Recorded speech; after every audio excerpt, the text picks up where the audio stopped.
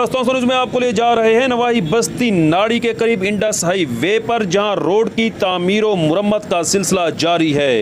Road तो वाकई बन रहा है, मगर इस बनने के अमल के दौरान यहां पर ट्रैफिक का घंटों बुला कर रहना भी मामूल बन चुका है।